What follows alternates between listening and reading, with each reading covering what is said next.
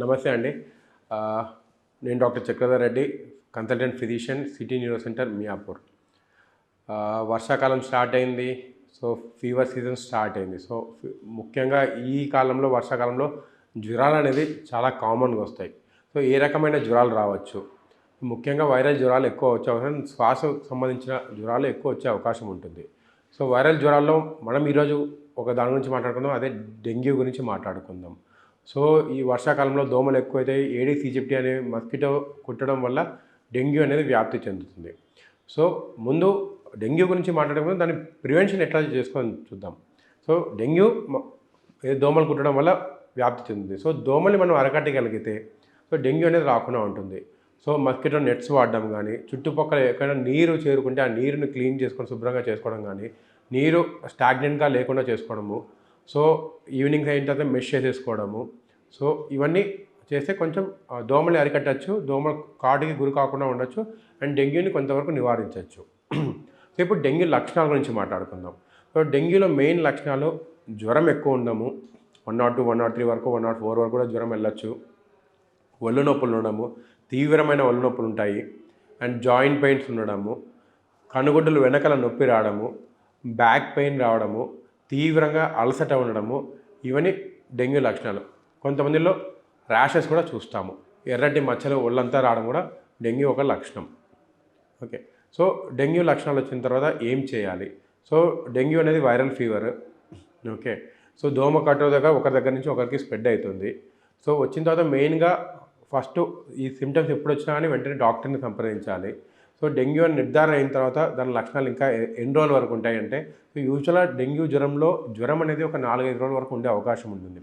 So, ఈ కాలంలో మెయిన్గా పారాసిటమాల్ రెగ్యులర్గా వేసుకోవడము అండ్ ఎక్కువగా నీరు తాగాలి. బాడీని డీహైడ్రేట్ కాకుండా చూసుకుంటూ ఉండాలి. సో, డెంగ్యూలో మెయిన్ ప్రాబ్లం బీపీ పడిపోవడమే మెయిన్ ప్రాబ్లం. సో, ఆ బీపీ పడిపోకుండా సెలైన్ కానీ, నీళ్ళు కానీ, కొబ్బరి నీళ్ళు కానీ ఎంత ఫ్రీక్వెంట్గా తీసుకుంటే నీరు శాతం బాడీలో తగ్గిపోకుండా మనకి కొంచెం ఇమ్యూనిటీ డెవలప్ అయ్యి బీపీ పడిపోకుండా ఉండే అవకాశాలు ఉంటాయి. మళ్ళీ ఇంకా డెంగ్యూలో ఇంకేం కాంప్లికేషన్స్ రావచ్చు అంటే ముఖ్యంగా మీరందరూ వింటారు. సో, ప్లేట్లెట్స్ పడిపోతాయని చెప్పి. సో, డెంగ్యూలో 3వ రోజు నుంచి 8వ రోజు వరకు ప్లేట్లెట్స్ పడిపోయే అవకాశాలు ఉంటాయి. మళ్ళీ సార్ దీనికి మందు లేదంటే ఇప్పటివరకైతే ఏమీ మందు లేదు. యూజువల్గా 8 రోజుల వరకు దానికి పడిపోయే అవకాశం ఉంటుంది. దాని తర్వాత కొంచెం పెరిగే అవకాశం ఆటోమేటిక్గా ఉంటుంది. సార్ మరి పప్పాయ ఆకు రసము ఇవన్నీ అంటే దానివల్ల ఇప్పటివరకు అయితే ఎక్కడ ప్రూవ్ లేదు. పప్పాయ జ్యూస్ తాగడానికి పప్పాయ ఆకు రసం వల్ల కడుపులో ఇంకా నొప్పి వచ్చి సరిగ్గా లిక్విడ్స్ తీసుకోవడం వల్ల ఇంకా నీరసం అయ్యే అవకాశాలు ఉంటుంది. సో, మళ్ళీ మెయిన్గా ట్రీట్మెంట్ ఏముందంటే మెయిన్గా డెంగ్యూలో సెలైన్లో మెయిన్గా ట్రీట్మెంట్ చూసుకోవాలి. సో, బీపీ పడిపోకుండా ఉండే చూసుకోవాలి. సార్ మరి ఎప్పుడు హాస్పిటల్లో అడ్మిట్ కావాలి. సో, జ్వరం తీవ్రత ఎక్కువ ఉంటుంది, సరిగ్గా లిక్విడ్స్ తీసుకోలేకపోతున్నారు, కడుపులో నొప్పి వస్తుంది, వాంతులు వస్తున్నాయి.